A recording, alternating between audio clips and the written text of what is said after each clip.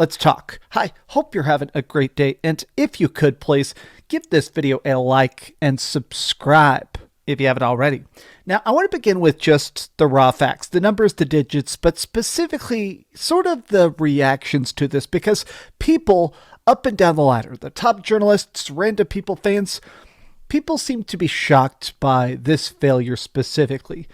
I will admit the fact that they expected this to sell about 3 million, to me, as a person that didn't buy it, that didn't play it, that honestly didn't find it to be very interesting, I thought all the trailers and stuff were bad, I thought 3 million, that's a sales metric that to me seemed reasonable. I mean, what is there? 70 million PS5s, there's 30 million Xboxes, there's hundreds of millions of PC gamers, selling about 3 million copies of the next entry of like a big AAA release.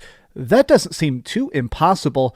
The fact that they couldn't even hit 2 million sales, I think it's a sign of just how much people are not ready for these kind of games. By what I mean is that the idea of just trying to revive old franchises, it's been a decade since the last Dragon Age came out, and I enjoyed that, but trying to change the genre, the tone, the characters, the writing style, the art, nobody that liked the older games is going to buy it if it doesn't even look like Dragon Age, right? But what I find interesting is that a lot of people are like, okay, even as the people that played it, a lot of people are like, okay, it had a lot of writing issues, it had a lot of plot issues and stuff, but even though it wasn't a true RPG, it's better than people give it credit for. I think I find it interesting that this game got an 82 on Metacritic. It obviously is getting review bombed because people didn't like a lot of aspects of it, but I almost feel like we're really beginning to see that big budget fatigue. And what I mean by that is that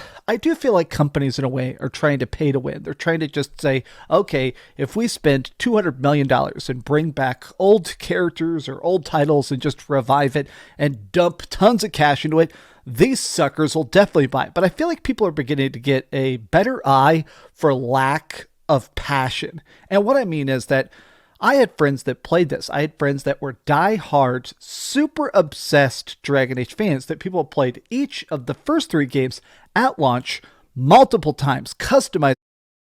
Learn about crypto and get rewarded as you learn with Coinbase Learning Rewards. We've paid out over $100 million in crypto rewards since Coinbase. Customizing characters, trying different good and evil paths, trying to figure out all the different backstories and clues and hints, playing the DLC, reading the books.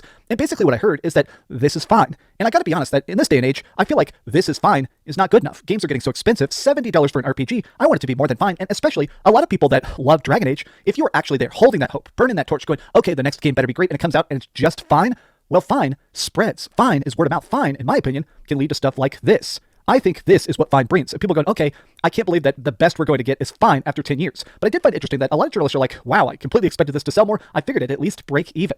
Wow.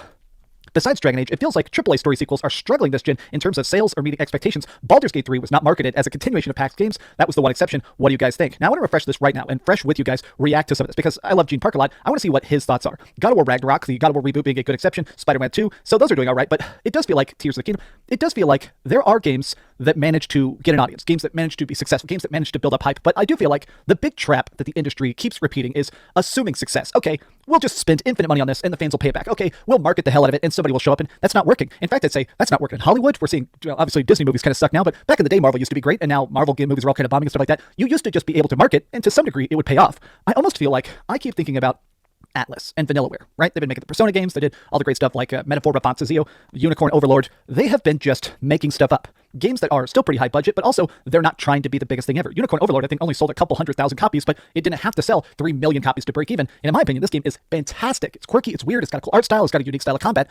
And I think the same thing about Metaphor, Rapunzel. The fact that it's basically Lord of the Rings Persona with classical mythology and different characters and exploration of lands and different concepts and stuff.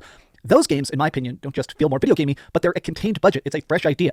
I almost feel like we're hitting video game fatigue, where people are getting tired of sequel, DLC, annual releases with stuff like Call of Duty or FIFA or whatever. I think we're hitting this point where people crave new ideas, even if they're not the most game-breaking, even if they're not that innovative, just something new, right? Maybe I'm completely off base here, but I do feel like when I see a title I have not seen before, if I see something that is completely new, even if it is copying something else, even if it's like an indie style of Dark Souls, I sit up, I pay attention. I'm like, okay, I want to see somebody completely building a new universe that may be evocative or make nods and homages to other stuff, but I want something different. I want something better. I do not just want another bland sequel that's clearly being made by corporate America.